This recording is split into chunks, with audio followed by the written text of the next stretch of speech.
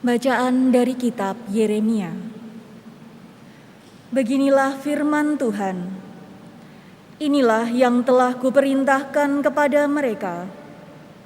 Dengarkanlah suaraku, maka aku akan menjadi Allahmu, dan kamu akan menjadi umatku.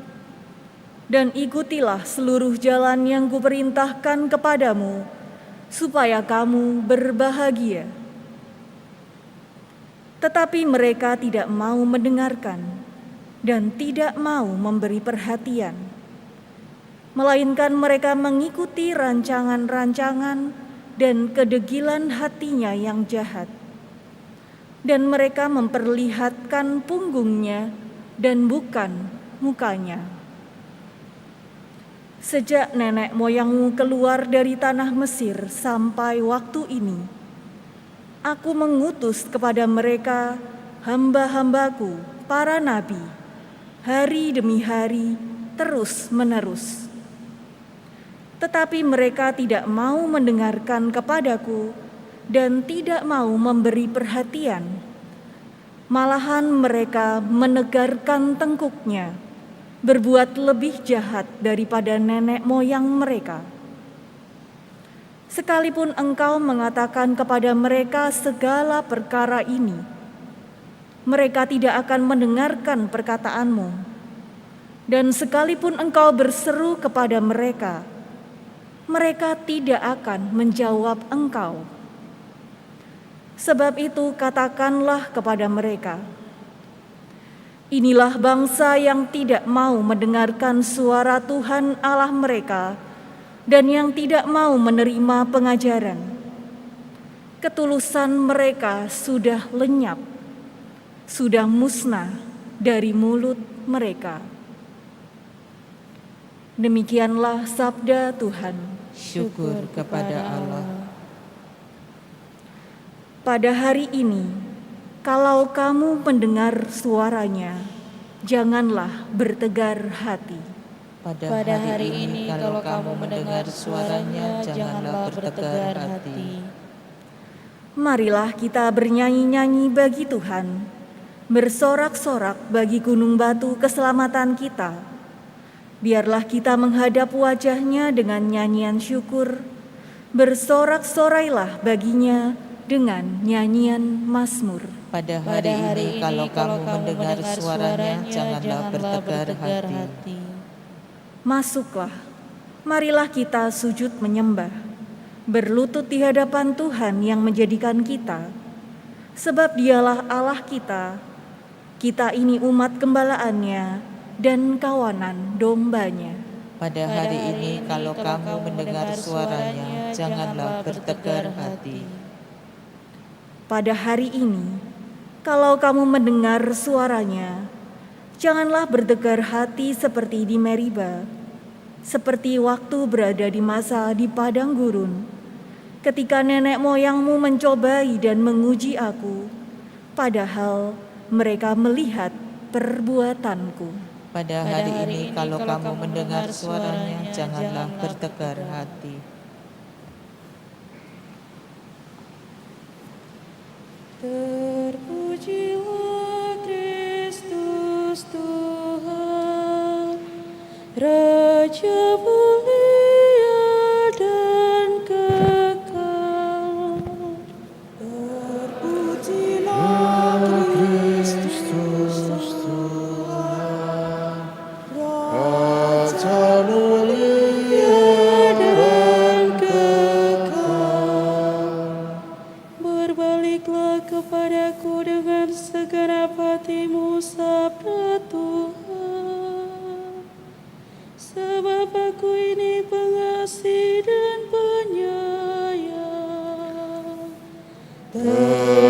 Terpujilah Kristus Tuhan, Raja mulia dan kekal. Tuhan bersamamu. Dan bersama rohmu, Inilah Injil suci menurut Lukas. dimuliakanlah Tuhan. Sekali peristiwa, Yesus mengusir dari seorang suatu setan yang membisukan. Ketika setan itu keluar, orang bisu itu dapat berkata-kata, maka heranlah orang banyak. Tetapi ada di antara mereka yang berkata, ia mengusir setan dengan kuasa Belzebul, penghulu setan. Ada pula yang meminta suatu tanda dari surga kepada Yesus untuk mencobai dia. Tetapi Yesus mengetahui pikiran mereka lalu berkata, setiap kerajaan yang terpecah-pecah pasti binasa, dan setiap rumah tangga yang terpecah-pecah pasti runtuh. Jikalau iblis itu terbagi-bagi dan melawan dirinya sendiri, bagaimanakah kerajaannya dapat bertahan? Sebab kamu berkata bahwa aku mengusir setan dengan kuasa Belzebul. Jadi, jika aku mengusir setan dengan kuasa Belzebul, dengan kuasa apakah pengikut-pengikutmu mengusirnya? Nah, merekalah yang akan menjadi hakimmu.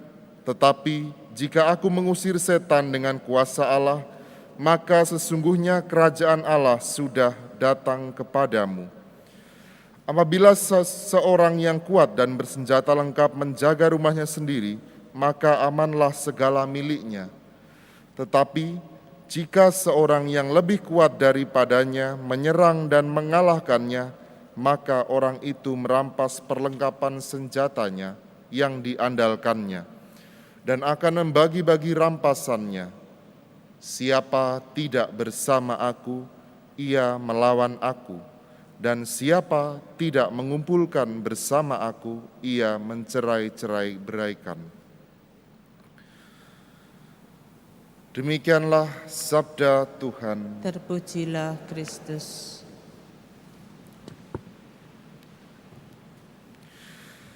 Saudara-saudariku yang terkasih di dalam Kristus, peristiwa yang dialami oleh Tuhan Yesus ketika Tuhan Yesus mengusir setan, Tuhan Yesus karena belas kasih-Nya, Dia mengusir setan dari seseorang, menimbulkan suatu pertanyaan besar dari orang-orang Farisi yang sebenarnya iri terhadap apa yang dilakukan Yesus.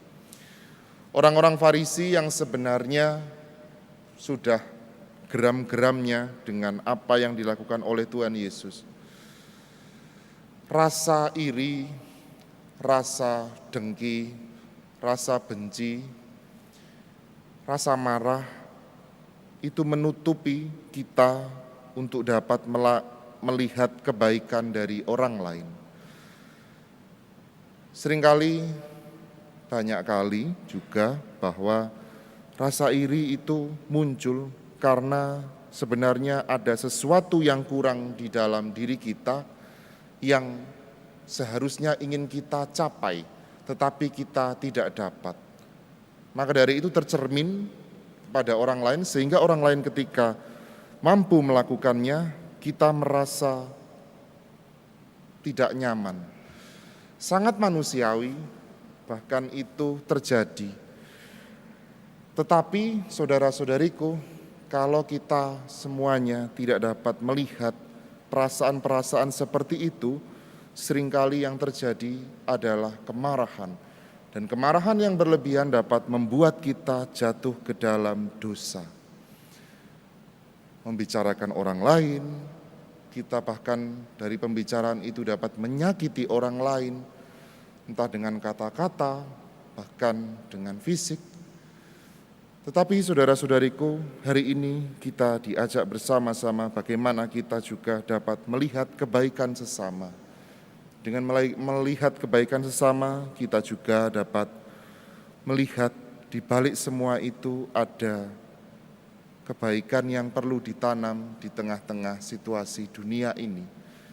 Kalau kita membangun segala sesuatu, membangun dunia ini tidak dengan cinta, tidak dengan kasih, maka yang terjadi adalah pertentangan, yang terjadi adalah iri dengki, yang terjadi adalah banyak hal yang tidak kita inginkan.